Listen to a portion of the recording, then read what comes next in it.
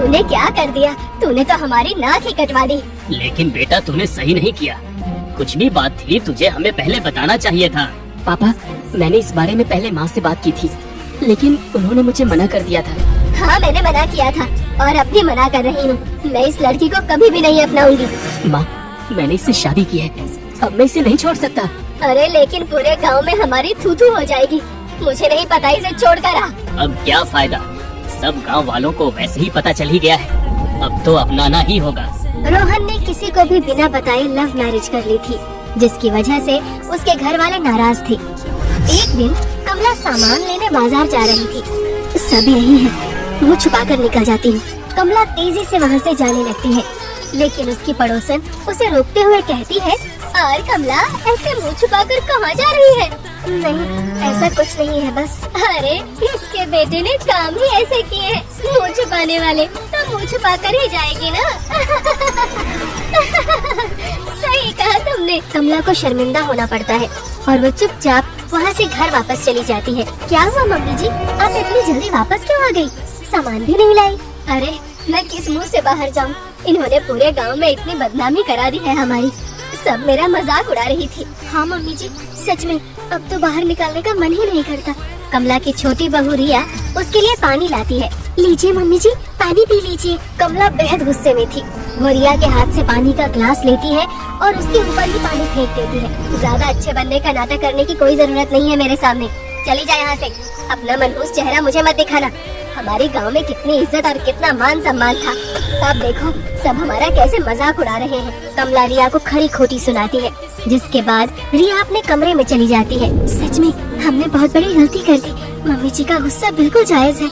जब से रिया घर में आई थी, कमला उसे खरी खोटी सुनाती रहती थी। हालांकि रिया कमला की बातों का बुरा नहीं मानती थी। दिन गुजर रहे थे। एक दिन पवन एक मुक्कड़ पर जाता है। और बताओ भाइयों, सब कैसा चल रहा है? सब अच्छा ही चल रहा है।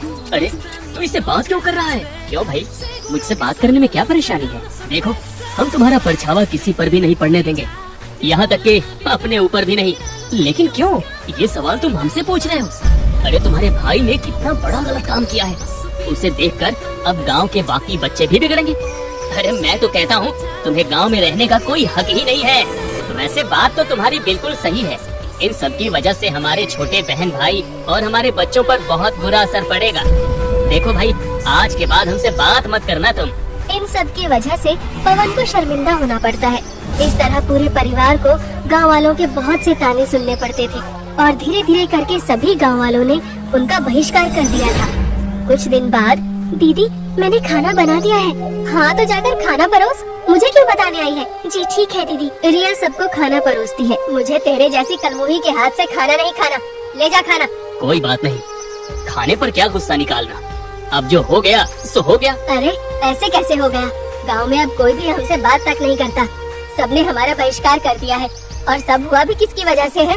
इसी की वजह से तो हुआ है। हाँ, लेकिन अब जो हो गया हम उसे बदल तो नहीं सकते ना। अब छोटी बहू भी हमारे घर का हिस्सा है। मैंने इसे अपने घर की बहू नहीं माना और न ही कभी मानूंगी। मम्मी जी, मैं जानती हूँ हमसे बहुत बड़ी गलती हो गई, प्लीज हमें माफ कर दीजिए। अपनी गंदी जुबान से मुझे मम्मी कहने की कोई जरूरत नहीं। लेकिन मम्मी जी, रिया आगे कुछ बोल पाती उससे पहले कमला खाने की थाली उठाकर रिया के ऊपर ही फेंक देती है। रिया के ऊपर गर्म खाना गिरने से उसका हाथ बुरी तरह जल जाता है, जिसे देखकर रोहन परेशान हो जाता है और जल्दी से भागता हुआ रिया के पास आता है। रिया, रिया, तुम ठीक तो हो ना? हाँ, मैं ठीक हूँ।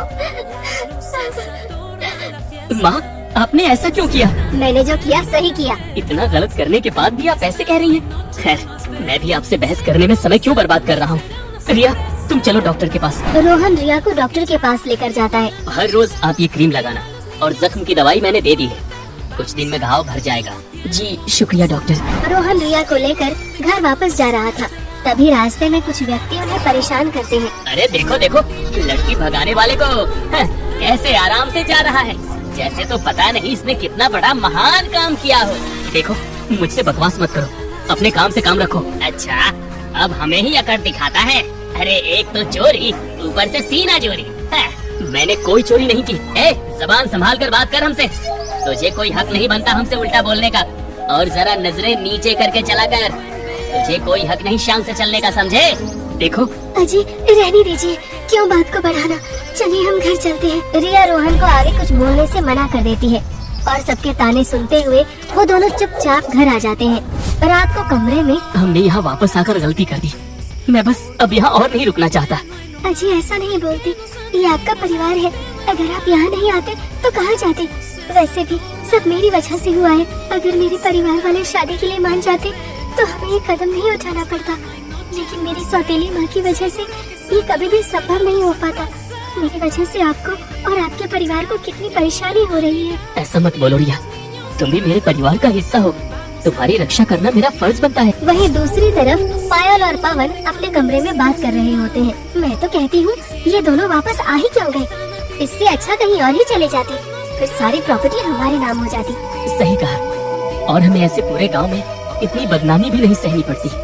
सभी गांव वालों ने हमारा बहिष्कार कर दिया है। सच में कुछ ऐसा चमत्कार हो जाए कि सब हमारे नाम हो जाए तो मजा ही आ जाएगा। पायल और पवन के खुराफाती दिमाग में तो कुछ और ही चल रहा था। कुछ दिन बाद बड़ी तेज बारिश आती है। जा ऊपर जाकर छत साफ कर। लेकिन मम्मी जी बारिश आ रही है। तो मैं क्या करूँ, जाकर काम कर। कमला जबरदस्ती रिया से बारिश में काम करवाती है, जिसकी वजह से उसकी तबीयत खराब हो जाती है। कमला अक्सर रिया के साथ ऐसा ही करती थी। फिर कुछ दिन बाद जब रिया बैलगाड़ी से दूसरे शहर की तरफ जाने के लिए निकलती है, चलिए भैया चलते हैं। बैलगाड़ी तेजी से आगे बढ़ती है और तेज रफ्तार के साथ उसका पहिया फिसल जाता है और जिसकी वजह से रिया का एक्सीडेंट हो जाता है और रिया को बहुत सी चोटें आती है। उसे अस्पताल ले जाया जाता है। डॉक्टर साहब, क्या मेरी पत्नी ठीक है? देखिए, आपकी पत्नी के सिर पर बहुत गहरी चोट लगी है। अरे वो तो शुक्र है कि इन्हें समय पर यहाँ ले आया गया, नहीं तो कुछ भी हो सकता था। क्या इन्हें अगले कुछ दिनों तक बहुत ज्यादा रेस्ट की जरूरत है? इनके खाने पीने का अच्छे से ध्यान रखना।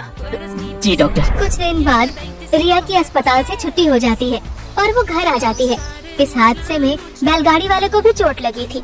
तब रोहन उसका हालचाल पूछने जाता है। अब तुम ठीक हो ना? हाँ, अब तो मुझे आराम है, लेकिन मुझे समझ नहीं आ रहा ये कैसे हुआ।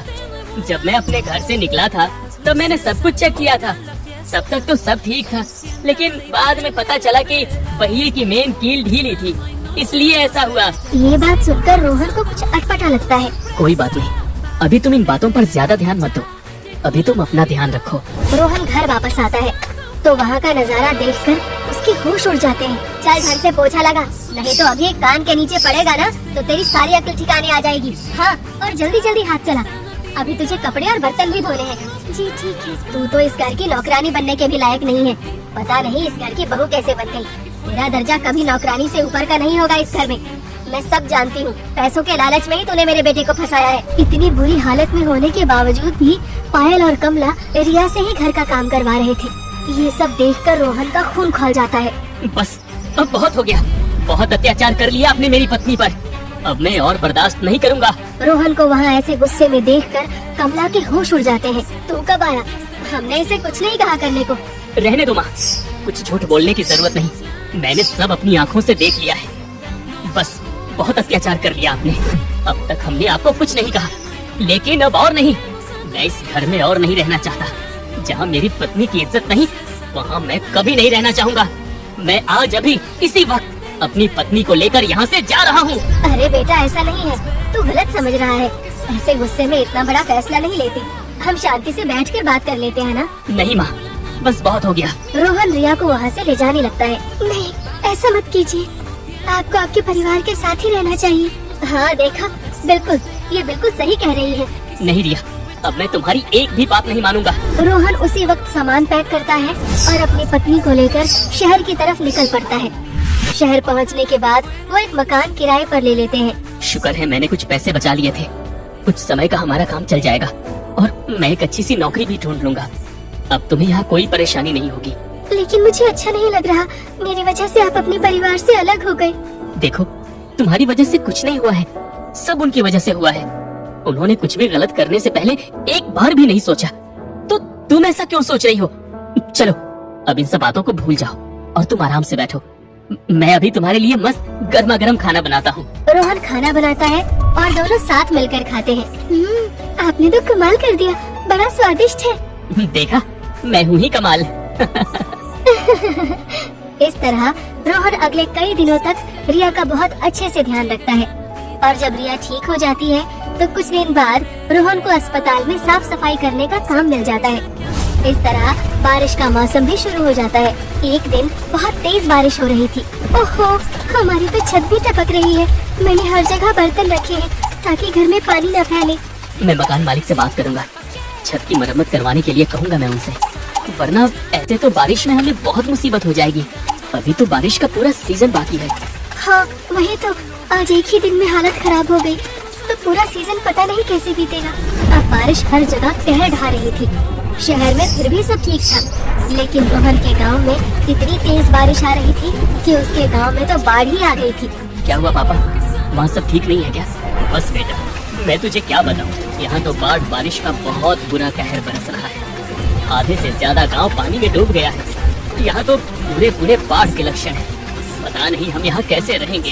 ये बात सुनकर रोहन को बहुत बुरा लगता है। चिंता मत कीजिए, मैं आप सबको लेने आता हूँ। रोहन भारी बारिश में गांव में अपने परिवार को लेने जाता है। ये देखकर वो हैरान हो जाता है कि उसका गांव पूरी तरह डूब चुका है। अपने परिवार वालों को तो रोहन अपने घर ले आता है। हमें गांव वालों की भी मदद करनी चाहिए, लेकिन कैसे?